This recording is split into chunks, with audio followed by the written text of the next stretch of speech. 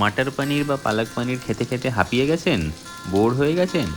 চলুন তাহলে আজকে আমরা অন্যভাবে পনিরটা বানাই। এই ডিশটার নাম হলো পনির থেচা। এটি একটি মহারাষ্ট্রিয়ান ডিশ। এর জন্য আমাদের লাগবে পনির এবং কিছু রসুন, 4-5টা কাঁচা লঙ্কা, পিনাটস আর 1 চা চামচ জিরে। এরপর আমরা একটা গ্যাস জ্বালিয়ে এর মধ্যে একটা প্যান বসিয়ে দেবো আর মশলাগুলোকে একে একে কিন্তু আমরা ড্রাই রোস্ট করে নেবো। দেখতেই পাচ্ছেন এখানে আমি রসুন, তারপরে 1 মুঠো কাঁচা লঙ্কা,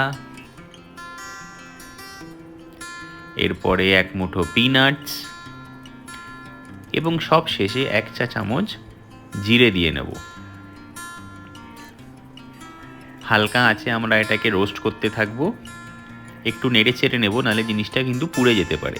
দেখবেন এই মতো রোস্ট হয়ে গেলে আমরা গ্যাসটা বন্ধ করে একটা হামালদিস্তায় পুরো জিনিসটাকে নিয়ে ঠান্ডা করে নেব। তারপর হালকা হাতে একটু মিক্স করে নেব। এটাখানে আমরা মিক্সি ইউজ করব না, কারণ আমাদের একদম ফাইন পেস্ট দরকার নেই। যতটা সম্ভব আমরা এখানে মিশিয়ে নেব।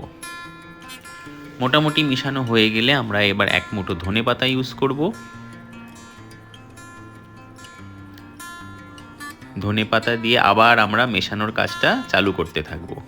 ক্রমশ এরকমভাবে আমাদের একটু করে যেতে হবে। দেখতেই পাচ্ছেন এখানে আমার কিন্তু মিশ্রণটা তৈরি হয়ে গেছে। তারপর সেখানে একটু অল্প নুন আর 1 টুকরো লেবুর রস দিয়ে আমরা ভালো করে জিনিসটা মিশিয়ে নেব। এতে কিন্তু খাবারের স্বাদটা আরও বেড়ে যাবে।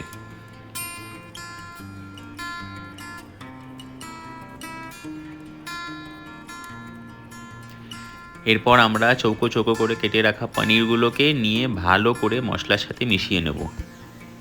একটু ধৈর্য ধরে মেশাতে হবে, কারণ পনিরটা নরম তো, বেশি জোরে জোরে চিপলে কিন্তু ভেঙে যাওয়ার সম্ভাবনা আছে। একে একে আমরা সবকটা পনিরকে এইভাবে রেডি করে নিয়েছি। এরপর ফাইনাল ফ্রাইং স্টেজ। আবারও আমরা গ্যাস জেলে একটা কড়াই এখানে দিয়ে নেব। আমরা এই রান্নাটার জন্য কিন্তু সাদা তেল ব্যবহার করেছি এবং 1 চামচ দেশি ঘি ইউজ করেছি। এতে কিন্তু খাবারের টেস্টটা অনেক বেশি বেড়ে যাবে এবং জিনিসটাও কিন্তু খুবই হেলদি।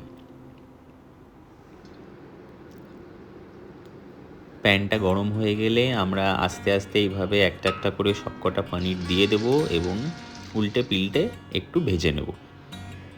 দেখতেই পাচ্ছেন আমরা কিন্তু পনির ভাজার প্রক্রিয়াটা এখন চলছে। জিনিসটা রেডি হয়ে গেলে আমরা এইভাবে প্লেটে নামিয়ে অল্প একটু করে চাট মশলা ওপর থেকে ছড়িয়ে দেব। এরপরে চাটনির পালা। কিছুটা টক দই, অল্প ধনে পাতা, অল্প একটু পুদিনা পাতা আর 2-3টে রসুন কেটে কুচি কুচি করে এর মধ্যে মিশিয়ে নিলেই কিন্তু আমাদের রেডি। হ্যাঁ, অল্প একটুখানি চাট মশলাও আপনারা দিতে পারেন। খুবই টেস্টি পনির থেচা আমাদের রেডি হয়ে গেছে।